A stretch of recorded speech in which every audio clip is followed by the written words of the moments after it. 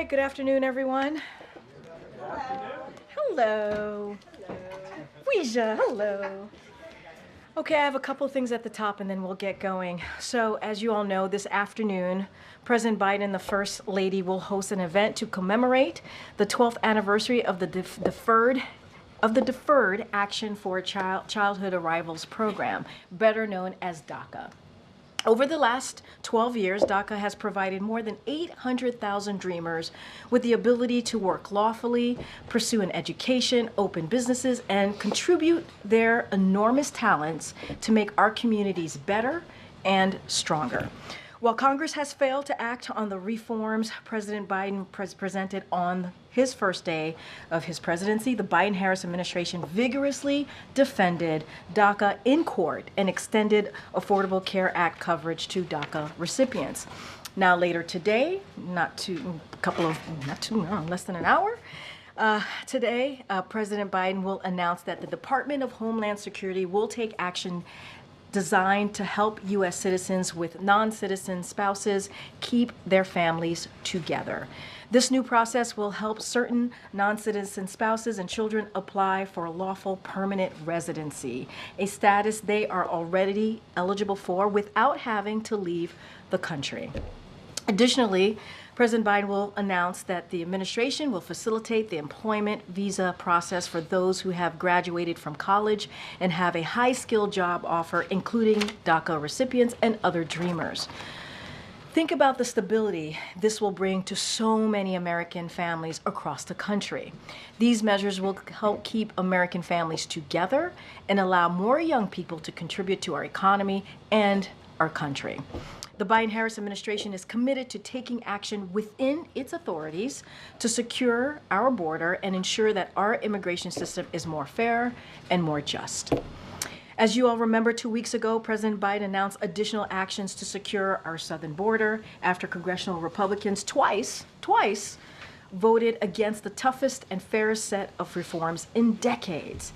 And while we are still in the early phase of implementation, encounters in between ports of entry are down and repatriations are up. However, we know that only Congress can deliver the additional personnel, resources, and policy changes needed to secure our border. And only Congress can deliver the comprehensive reform of our immigration and asylum laws that is needed to secure our border and make our immigration system work. We'll continue to call on lawmakers to do just that. Next, I also wanted to quickly address the extreme heat wave that we are seeing across the country. We know that extreme heat can be dangerous, which is especially true for older adults and people with underlying health conditions. We encourage everyone experiencing extreme temperatures this week to check in on their neighbors, drink plenty of water, and look for cooling centers if needed. Stay alert, listen to local officials and weather alerts, and visit heat.gov for more information on how to stay safe. And finally, this week through Thursday, June 27th, our administration will amplify the President's and Vice President's work to lower costs for hardworking Americans. The Cabinet and senior White House officials will travel across the country to discuss the Biden-Harris lowering costs agenda. From healthcare and housing to gas prices and groceries, we will lay out the full scope of the Biden-Harris lowering cost agenda in new products and speeches and make clear that congressional Republicans are putting the wealthy and the big corporations first with an agenda to raise costs for hard-working families.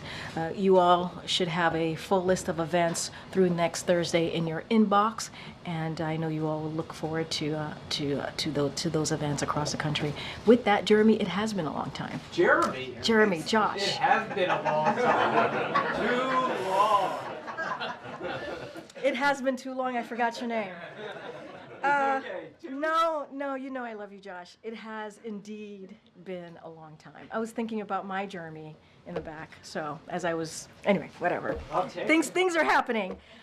It's good to see you. It's good to see you. Good to see you. Two subjects. Yes. First, on immigration today, is the administration confident that U.S. citizenship and immigration services can handle possibly hundreds of thousands of new applications, given the current backlog of other immigration applications? So, look, we have always said, and I said this at the top, like the way that we would love to move forward is in a more balanced approach, obviously, and get that bipartisanship from Congress. The first day of his administration, as I've already stated, and I've stated this many times, we wanted to see a comprehensive immigration process, a legislation. That's what the president put forward. He wanted to see that. Congress never moved. And when they did decide to move on something, we worked in a bipartisan way. The former president told Republicans in Congress, Republican senators more specifically, and told them, don't move on this. Don't move on this because it's going to hurt me and help Joe Biden. And we had a bipartisan approach, which would have made the immigration system more fair and tougher, and we didn't move in that way. And so the president has said that he's going to take actions. He's going to take actions to secure the border, as he did with the executive order that he signed just about two weeks ago or so, and that he also wants to make sure we keep American families together. So, look, we're obviously going to hear from the president later today, and we believe that we can get this done. We believe it's an important part of the president's, immigration policy and keeping American families together, making sure that we are protecting American families is a priority for this president, and so we believe that this could move forward. Gotcha. Secondly, Israeli Prime Minister Netanyahu said he told Secretary of State Blinken, quote, "It's inconceivable that in the past few months, the administration has been withholding weapons and ammunition for Israel," end quote. There was a shipment of bombs paused in early May at the start of the Rafah offensive, but has the administration been withholding weapons and ammunition for months, like Netanyahu seems to be saying? Let me just start off by saying that we generally do not know what he's talking about.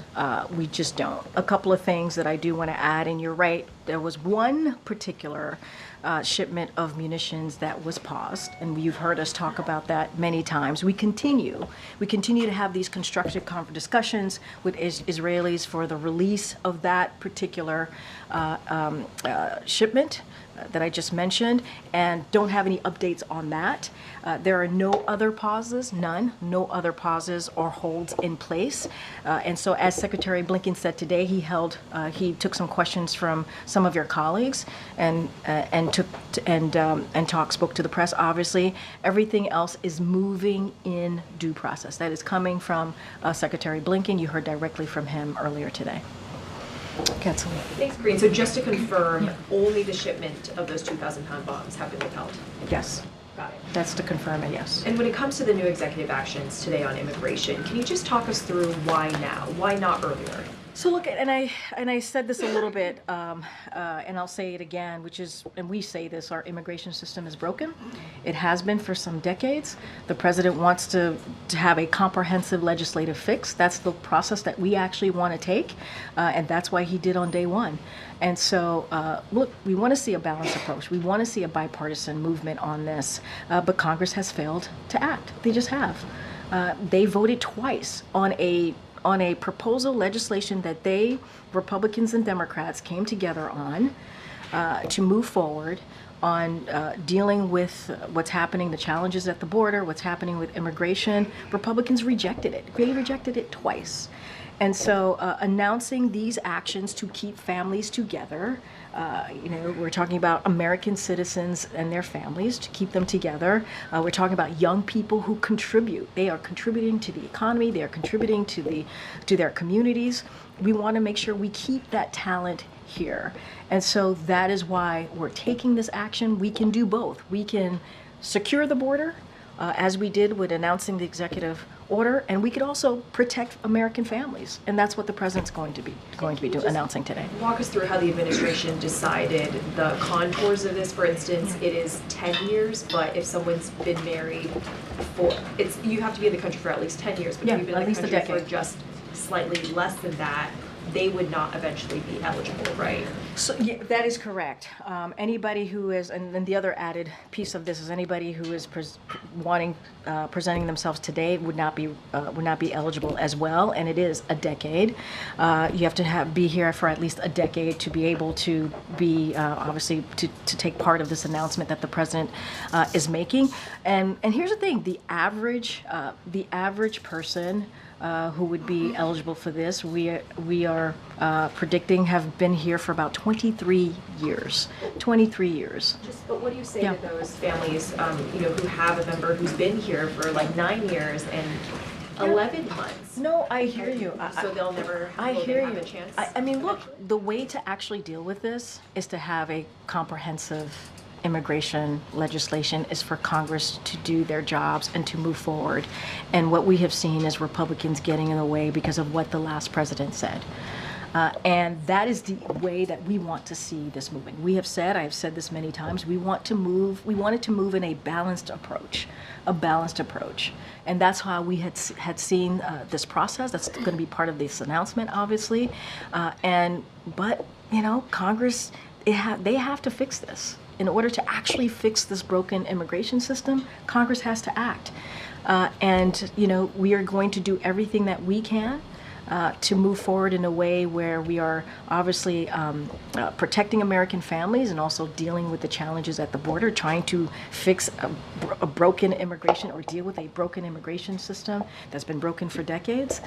This is one announcement that we're moving forward with. And the president is always going to look for other ways to deal with this broken immigration system. But honestly, Congress has to act. They have to act. Go ahead, Alicia. Karine, do you have any details about the time frame and when people can actually start applying for this program?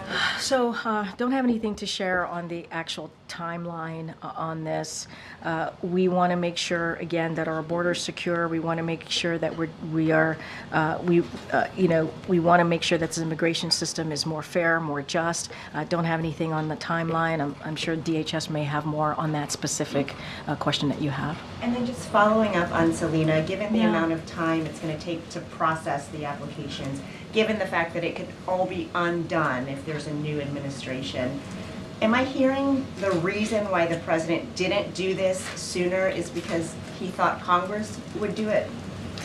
Well, that here, why? what I'm saying is that, as you know, we worked really hard to protect DACA. We put out a comprehensive immigration system. DACA was part of that. Fixing what's happening and securing the border obviously was part of that.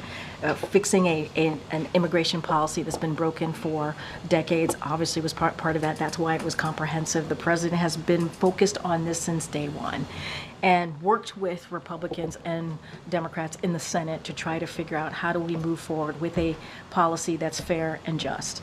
And we believe it is still the way to go, is to do this through Congress, to do this in a legislative way. And so the president is always going to look, and you hear us say this often, the president's going to look for different ways to move forward on dealing with this broken system that we have. We're always going to find ways. 2 weeks ago, we made an announcement and he signed an EO on securing the border. We did that. But we've taken more actions than that before, leading up to that EO. And today we're making this announcement on protecting American families. So look, we would rather see Congress act. That's what we want to see, and do it in a comprehensive way. They should, take a look at the legislation that we put forward on day one, or go back to their bipartisan proposal that they put forward. So there are ways to do this, and the president said he will always look at different options, and this is one of them. How do you respond to Republicans who say this particular move is just an election year stunt? Look, I'm not here to talk about election year. That's not what I'm here to talk about. I'm here to talk about the president's policy and why he's doing this, because we have a broken immigration system. The president did this on his first day when he put forth a comprehensive immigration system. For about 2 months or so, coming out of last year, going into early this year, the president worked his team, he directed his team to work with Congress on getting done a bipartisan proposal to deal with immigration, and we were able to do that. We were able to do that with Republicans and Democrats in the Senate. and Republicans rejected it. They rejected it because of what they were told by the former president. That's politics. That's putting partisan first, right? That's partisanship, that's politics, that is doing something on behalf of someone who is currently a candidate for 2024. We have been saying since day one, we want to figure out how to fix this broken system. Okay. On the deficit, the Congressional Budget Office just came out with its new numbers. It's saying that the U.S. budget deficit will reach 1.92 trillion in 2024, up from 1.69 trillion in 2023. Anything you can share on reaction? So, as you just stated to me, JJ, it just came out, so obviously I haven't seen it yet and need to talk to our folks. A couple of things I do want to say is that this president has a strong agenda and to reduce the deficit. You hear him talk about this very often, instead of blowing it up, again, by extending the Trump tax cuts, which would cost $5 trillion, while the last administration increased the debt by a record $8 trillion and didn't sign a single law to reduce the deficit. And what we have done, what this president has done, he has signed legislation to reduce the deficit by $1 trillion since taking office. That's what he's been able to do. So moreover, this budget would lower the deficit another $3 trillion by making the wealth and large corporation pay their fair share, closing tax loopholes, cutting wasteful spending on big pharma, big oil, and other special interests. And it is the opposite of what congressional Republicans are trying to do when they are trying to give tax cuts to billionaires and corporations, which will hurt the middle class, which will hurt the working class. And so that is not what the president wants to do. We cannot afford that. And so the president's going to continue to work to do everything that he can to do the right thing when it comes to lowering the deficit. Again, I haven't seen this report, so I can't say much, but I can speak to what the president has tried to do more broadly. Thanks, Karine. The question about Russian President Putin's visit to North Korea and his words today about supporting North Korea against the enemy, which he identified as the United States. What's the White House's response to that, and to what extent are you concerned, or more concerned now after what he said about what Russia would like to So do? just a couple of things. I know that he is in the DPRK today, and then he's going to go to Hanoi in the upcoming weeks. My NSC colleague spoke to this just a little bit yesterday. So, deepening cooperation between Russia and the DPRK is a trend that should be of great concern to anyone interested in maintaining peace and stability in the Korean Peninsula, upholding the global non-proliferation regime, abiding by the UN Security Council resolutions, and supporting the people of Ukraine as they defend their freedom and their independence against Russia's aggression and obviously Russia's invasion.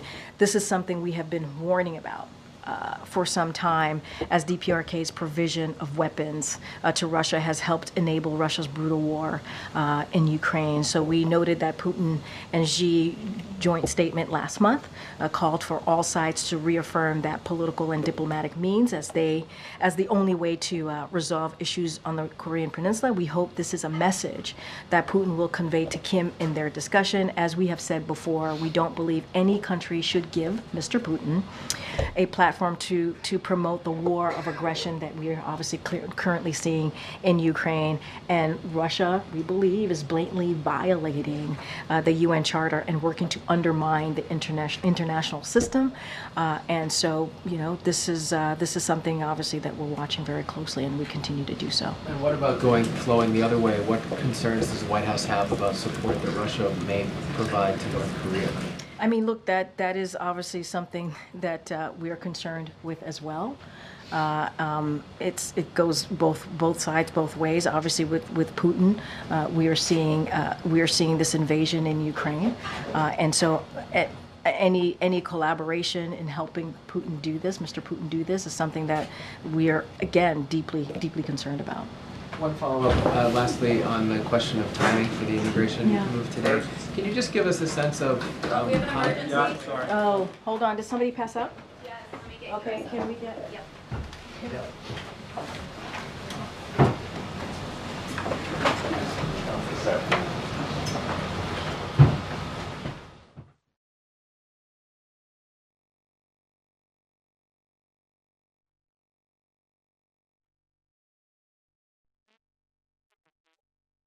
Okay. It is stuffy in here. You're. Yeah, I know. You are correct. It is hot in here. I was just asking a follow-up question. Yes. If we're all okay. I think we're okay. I think we're okay to move on. And does anybody need water? We're good. Do you want? Scotch, perhaps. Okay. That's a whole nother place, not here. It used to be standard, I think. Oh, really? Okay. Okay, go ahead, I'm sorry. No, not at all. Thanks for helping. With regard to the timing of the president's decision today. Oh, wait, hold on one second. Yeah. Hold on.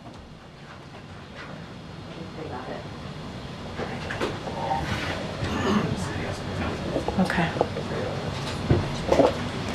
Okay, timing Yes. on immigration. Could you just give us a the sense? announcement. Yes, exactly. Could you just give us a sense of the discussions that led to doing this? Yeah. Whose idea was it? Yeah. Why now? I mean, Yeah. you've already answered why now, but Yeah. just how did it come to this? So look, I certainly not going to speak to private discussions that are had at the White House. What I can speak to, and very much how I answered the question moments ago. Look, the president has always said he wants to do everything that he can to deal with this broken immigration system, and immigration policies as well. You heard us talk about DACA. That's something that happened back in 2012 when it was Obama-Biden administration, and how we, from the beginning of this administration, we've tried to protect and fight for DACA, and we continue to do so, right? So there is a history, if you will, about the president wanting to protect American families, wanting to protect American citizens, and this is what you see in this announcement, and making sure that people who have been here. I said on the average, there's some folks who've been here for 23 years, and when you separating them. Is kind of a cruel thing to do, right? And these are people who have contributed to our economy, contributed to communities across the country, and this is very different than what we saw from the last administration. The last administration literally separated families, babies, from their parents, from their fathers, from their mothers, and it was cruel. We are, in this administration, we are working to get those families reunited. And so we want to make sure that we're securing the border. We want to make sure that we're doing everything that we can to do that. And we also want to make sure that we have a fair and just system. And that is something that the president continues to live by. And that's what this announcement is all about today. Madam Chair. Ms. Karine, can you offer an updated readout of Amos Hochstein's talks in Beirut, and what is the president's level of concern about there being a serious escalation that erupts between Israel and Lebanon, or does he think we're already there? So a couple of things on that. As you know, Amos.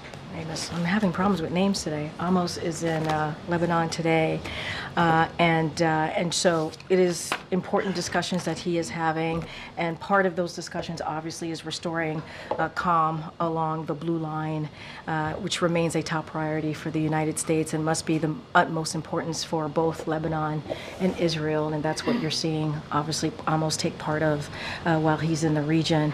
We have been concerned by the increase in violence, to your question, MJ, including the firing of more than 200 rockets by Hezbollah at Israel this past week.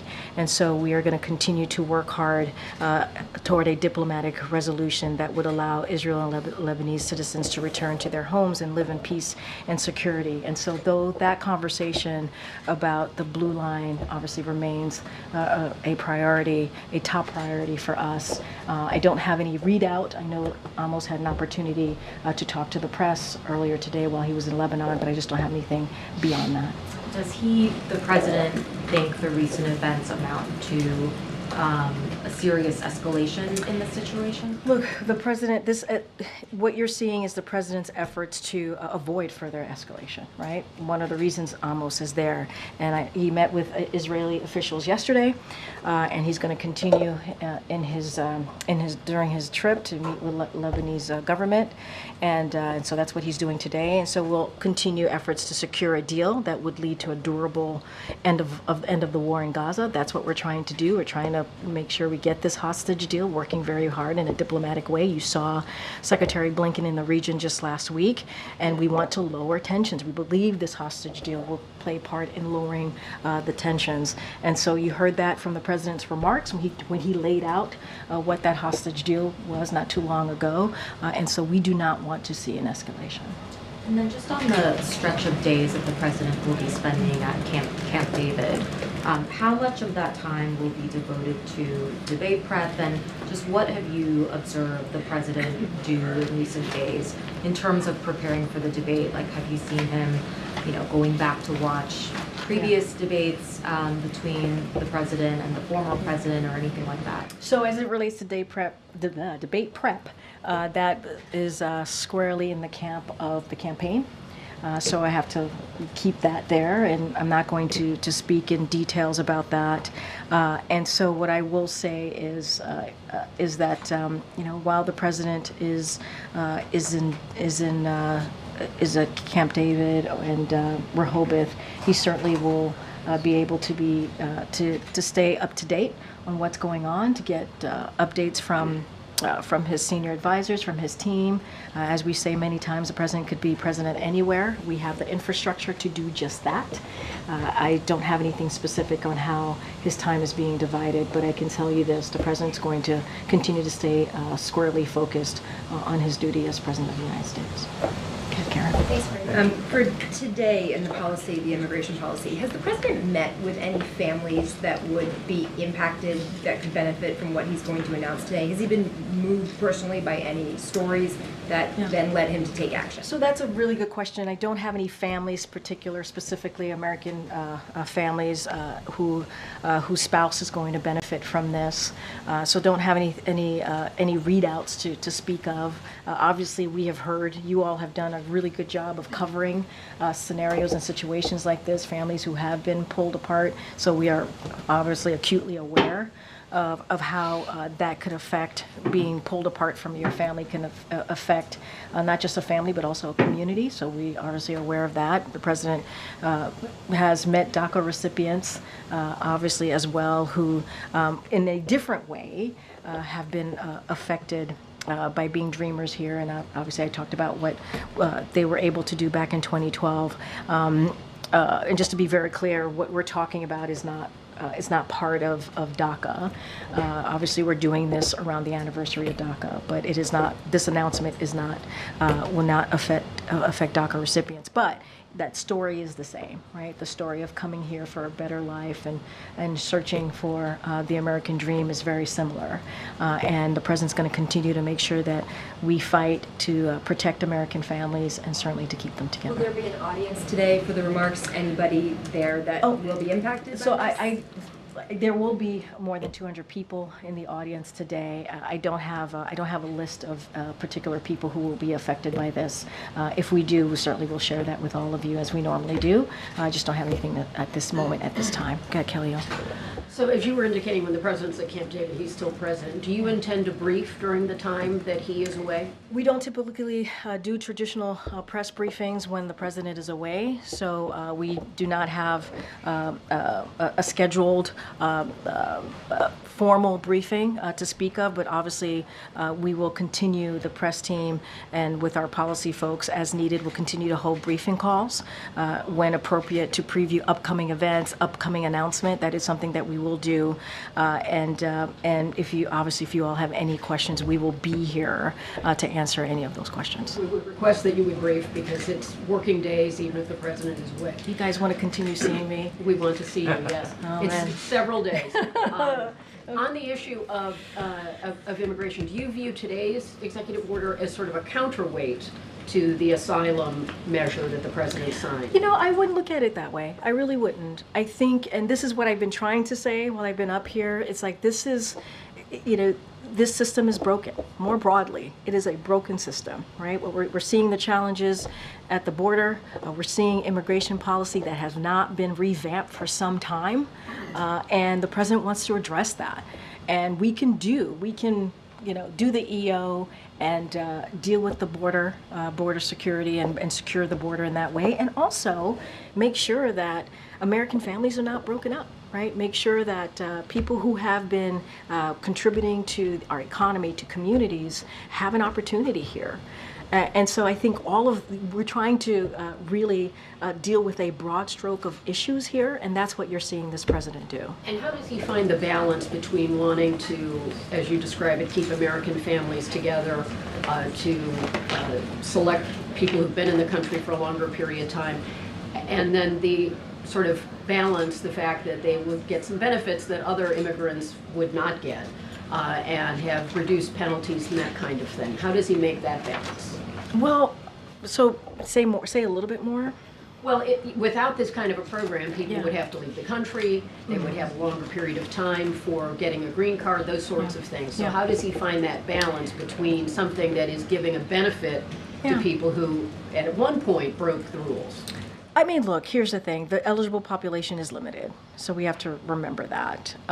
And individuals who arrive now are not eligible, right? So we did try to give this a scope, if you will. And we can't forget, those who are eligible have been here for 23 years, in the U.S. for 23 years. And they are, that spouse obviously is married to someone who's an American citizen. And they probably have children here, some of them, right, who are American citizens because they were born here. And so, look, we're going to continue to take steps to crack down on smugglers, right? We're going to continue to take steps to secure the border, and so that is something that we're certainly going to focus on. But I think to answer the question in a more broader sense, the immigration system is broken. It is broken. It has been broken for decades, The president on day one wanted to get ahead of that or try to fix that, move that forward by putting forth a broken immigration system. The announcement today does not take away from the fact that the immigration system is broken. And it does not take away from the fact that Congress needs to act. And we want to see a balanced approach. We want to see a bipartisan approach to this. And they can do it. They can certainly do that. Just following up on immigration, when you were asked about timing earlier, you were mentioning the president prefers to work with Congress. Why not earlier this year, for example, or late last year? I know the bipartisan Senate bill was being worked on, but that didn't include parole in place for spouses or anything for DACA recipients. Yeah, I mean, look. It seems different. I hear you. Look, there's been many phases of this, obviously. There was first the comprehensive immigration proposal legislation that the president introduced day one, right? And then he's taken actions, right, from that moment until the bipartisan discussion was happening in Senate. Like, he's taken multiple actions, right? And then we had an opportunity late last year, early this year, to do that in a more balanced approach, right? To do that in the Senate with both Republicans and Democrats. So the president took that opportunity and directed his team to have those conversations. And we believe at that time what the proposal that was being put forward was going to be fair, tough but fair. And I would say since then, since it was rejected by Republicans twice, the president has looked at every option. And we say that. We say that many, many times. We look at all options. And we try to figure out how we can move forward with these different options in different ways. And look, with the EO to secure the border, this is something that majority of Americans wanted to see, right? No, right, I understand that, but the Senate bill seems separate than what's being announced today. No, and I'm agreeing with you. So I'm trying to understand the impetus and why now but for I'm the actions agreeing today. with you. There's been many iterations of different ways to move forward in dealing with a broken immigration system. The first one was a comprehensive plan that the president himself put forward. And then he took actions, right? He took other actions between that moment, until we got to until we got to the Senate and their bipartisan proposal. And that was different. You're right. It is very different than what you're seeing here. The president has always said, remember, he's taken executive actions before. He took one very recently, and he's looking at every way to figure out how we can have policy that's also fair. We've always said that our immigration policy needs to be fair and just. We've always said that. And we've taken different approaches. We've taken different action. This is the announcement for today. Is it fair to say you wanted to sign the executive order on the border before doing something like this for those? I'm not going to get into that. I think we know, right, for some time, that what we're seeing at the border is dynamic. We saw that, right? That it was important to deal with the challenges of the border. So the president acted on that. And we've always said that we need an immigration policy that's more just, that's more fair. I mean, let's not forget, this is a president that was part of the DACA, right? Dreamers getting a shot here and being able to stay and get work permits. That happened in 2012. So there's nothing unusual, I think, of where we are today than where the president has stood for some time, more than a decade. And so I think this is all part of that. This is all part of building on actions that he has taken. He would love to see a comprehensive congressional approach. We still need that. We still need legislation. And so he'll continue to work on that. Okay, Michael. Thanks, Karine. Sticking with immigration, this order is almost certainly going to be challenged in court. So I'm just wondering how confident you are that you're on solid legal footing with this. How confident are you that this can withstand the court challenge? So, look, we believe that this approach, this announcement that we're taking today is squarely within our legal authorities. That's what we believe. Okay. I have one on immigration, but I wanted to address the heat and the wildfires out west. How closely is the White House watching those wildfires, and is there any concern about the sort of early start to wildfire season? And I appreciate the question because I think it's really important. The president and his team are obviously closely monitoring the wildfires in California and also in New Mexico, and he has directed his team to do everything that they can to support state and local efforts to contain and suppress the fire. Today, FEMA approved 2 fire management assistant grants for the South Fork Fire and the Salt Fire in New Mexico. The U.S. Forest Service is on the ground right now working directly with their state and local counterparts to fight the blaze. We, as we do any time that we're seeing these wildfires, we certainly urge residents in the area to listen to local officials and heed the evacuation warnings and orders. It is imperative and critical that they do that. And I know you have a second question. Yeah, on immigration, I just wanted to I mean, you keep referring to Congress's duty to act, the broken immigration system. Does the White House feel that... But it's true. I keep referring to it because it's true. But does the White House feel that it is that President Biden has exhausted everything that he can do on this matter by executive order? Yeah. I mean, but look, you see the president making an announcement. He's going to make an announcement today. He took an executive action a couple weeks ago. We continue to say we're going to look to see what else we can do, and this is what he's directed his team to do, right? Is to look at ways that we can deal with this broken immigration system. But this is piecemeal, right? I mean, this announcement is important. It's going to be important and critically important to American families and their communities. It's really important. But as I keep saying, in order to actually deal with this issue, we have to do it in a comprehensive way. The president's going to do everything that he can, it is.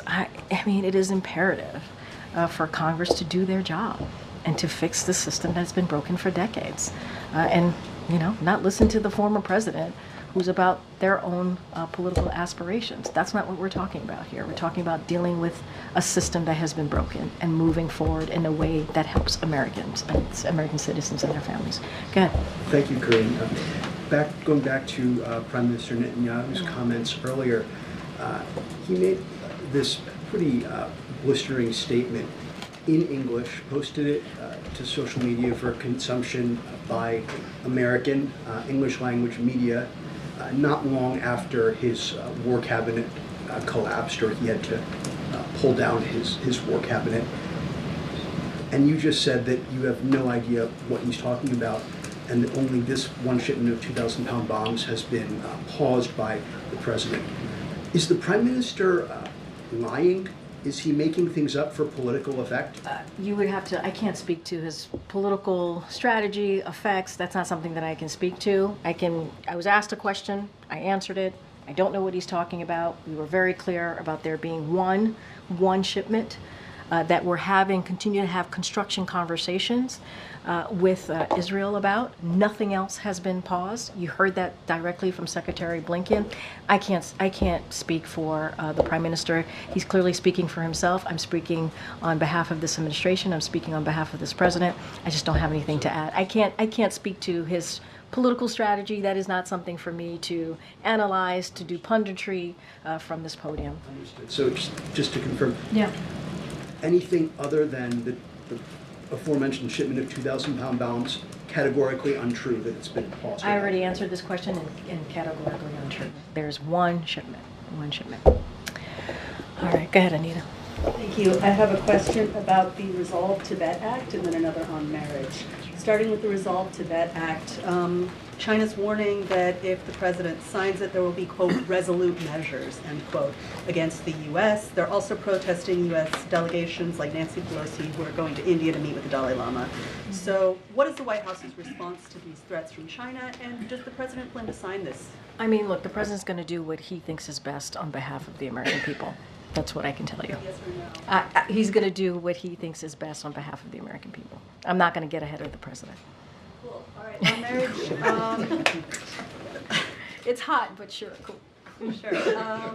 Cool. On marriage, so regarding this EO, in many states in the United States, such as my home state of Texas. Oh, marriage. Yeah. Right. Okay. You have to present a stack of documents. For example, a driving license, a certified copy of a birth certificate, passport or military identification card, and social security cards in order to get a marriage license. Okay. I just wonder if this puts some of these applicants in this Kafkaesque situation where they haven't applied for this. They may have an informal marriage or a common law marriage, and would that make them ineligible for this executive order? Do you accept things like, for example, the Declaration of Informal Marriage form from states? So I appreciate, this is a process question. I appreciate the question. You're going to have to go to DHS to get specifics on that. I won't get into details of this, but that is something that the Department of House. Concerned that, asking for what amounts to paperwork, legal paperwork, for people who are undocumented and have a lack of paperwork in many critical ways might put them in a binding position. Look, I think the bottom line here is something to remember, that there are American families, there are people who have been here for 23 years who are married to American citizens and who have contributed into these communities, whether it's the economy or, as I said, in communities, and we want to protect American citizens, American families, and not separate them. And this is an opportunity to do that. And as far as like what this is going to look like, what are the rules, what's the process, that is something DHS can obviously speak to more. But if you look at this in a more broad stroke, this is an important announcement. This is. As we're dealing with an immigration policy that is broken, that is arcane, that has not been updated in some time, the president is doing everything that he can within his power to deal with this situation.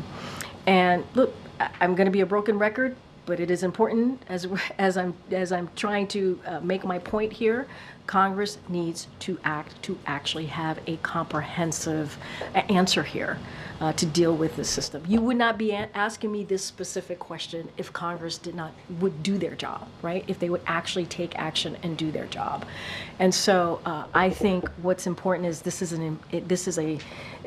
announcement is going to matter. It is going to matter to American citizens who are here and have a spouse who have been here for more than a decade, participated in the economy, participated in their community. And I think that's important. Can I ask the last cricket question I promise I will ever ask? Did the president call the U.S. team after they beat Pakistan? And if, by some wonderful turn of events, they do win the tournament, will he be inviting them to the White What's the interest in the cricket team? No, it's great. I'm just... Because I can answer that. Oh, yeah, no, I'm serious. Okay, so there are 5 million people of subcontinental origin in the United States. Add to that 13 million people of West Indian origin in the United States. You may see us everywhere, Yeah. but in terms of sports icons, we're thin on the ground. Okay. To see them with the word USA on their chests, That's pretty dope. beating the British at their own game, Yeah. super satisfying. Now that's cool. Now that's cool. It's a decolonization metaphor wrapped That's in cool. sports. So like we said yesterday, we certainly congratulate the U.S. Cricket team. Obviously, what they have been able to accomplish is meaningful to many people like yourself. Well, yeah, 18 million of you all, which I think is incredibly important. Representation matters. You hear us say that all the time. As it relates to a call from the president, don't have anything to share at this time, but we congratulate them. It is a big deal. It is indeed very, very cool, and we are very proud and excited for them. Go ahead, Karen. Two questions. First, the Fearless Fund, a venture capital firm that awards grants to Black women-owned businesses, had a federal appeals court suspend their grant program due to the claim that it discriminates against white business owners. The co-founder is calling on President Biden to take executive action to, quote, safeguard DEI initiatives and funding rights for marginalized groups. Similarly, the Leadership Conference on Civil and Human Rights sent a letter to the president today asking for him to, given these collective, asking to promote, protect, and expand programs that lead to diversity, equity, inclusion, and accessibility. Given these concerns, does the White House believe it is doing all it can to protect diversity, equity, and inclusion? Yeah, so I'm going to be really mindful here. It's an ongoing litigation, so I don't want to speak to it directly. Don't have any news to make, obviously, on any executive action. But this is kind of, in line to what I was just saying to Anita about how important for representation and how that matters. And the president always says diversity is one of our greatest strengths here in this country. Kind of really goes in line with many of the themes of today. And we talk about immigration, or we talk about keeping talent and strengthening our community. It's all in line. And so what I will say more broadly is under this administration, we're achieving the fastest creation of Black-owned business than we've seen in 25 years. I think it's about 18 million new applications in small business since this administration started. I think that's important. And to have an increase and an uptick in Black-owned business is, out of that 18 million, is actually pretty critical. The president also signed an executive order to advance diversity and accessibility within his first 6 months in office. This administration is going to keep providing economic mobility for all Americans, including obviously the talent and the talent that we see in Black communities, including women and women-owned businesses, and how they contribute to our economy. And so that's something that we take very seriously here in this administration. SBA takes very seriously, obviously, in the work that they have done. And diversity is certainly one of our greatest strengths, which is something that the president says over and over again. Has the White House been in contact with the Fearless Fund at all?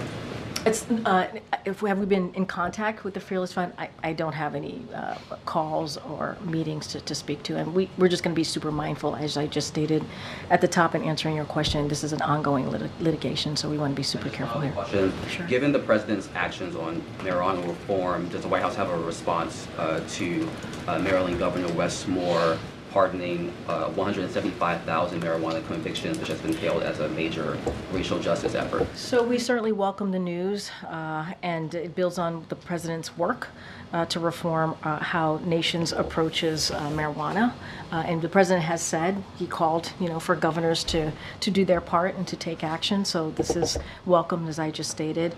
And in addition to rescheduling, the process to reschedule marijuana, the president has been clear that no one should be in jail just for possessing marijuana. And he has a record number of pardons for prior federal offenses of simple possession and use of marijuana. And he will continue to urge all governors to do the same. And so we see that in Maryland, we saw that in Massachusetts, we saw that in Oregon. And so he commends and welcomes certainly this news. On heat waves, climate experts. Sorry, can you start from the beginning? I'm sorry. Yeah, on the heat waves, Oh, heat wave, yeah. according to climate experts, to advocacy groups, these heat waves are going to become more frequent, last longer, start earlier. Is the federal response and relief system adequately equipped to deal with this threat? So look, we are doing everything that we can to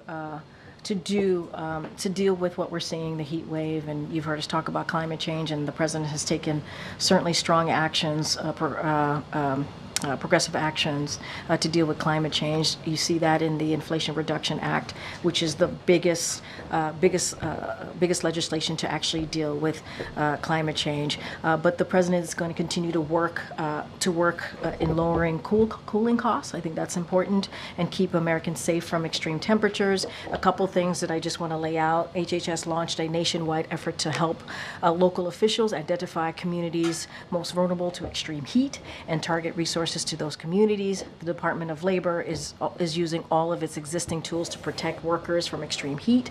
Since 2022, they have conducted over 5,000 federal heat-related inspections, and we have provided billions of dollars to cities nationwide to help build resilience against climate impacts like heat wave, including by expanding access to cooling systems for public housing residents. This is why the Inflation Reduction Act, which by the way only Democrats voted for it, was so critical and so important in providing those types of resources as well. I think I have to, go ahead, Jared, I have to wrap it up. Follow up to something that came up yesterday when you were asked about the president making comments about potential Supreme Court nominations. I was just curious, unrelated to the campaign, how far along is the president kind of thinking about who he'd want to nominate in the event that he has more nominations? Wow, that's a... I mean, That's way into he brought the it up future. he brought it up sort of in the campaign, but Yeah. is it something he's thinking about? I mean, look, as you said, you heard directly from the president. He brought it up in a campaign stop, obviously, this weekend in Los Angeles. I don't have anything more on the president's thinking or a list for you all at this time. But I guess what I like to say is stay tuned. Stay tuned. All right, everybody. Thank you so much. Thanks, Thank you. Thanks.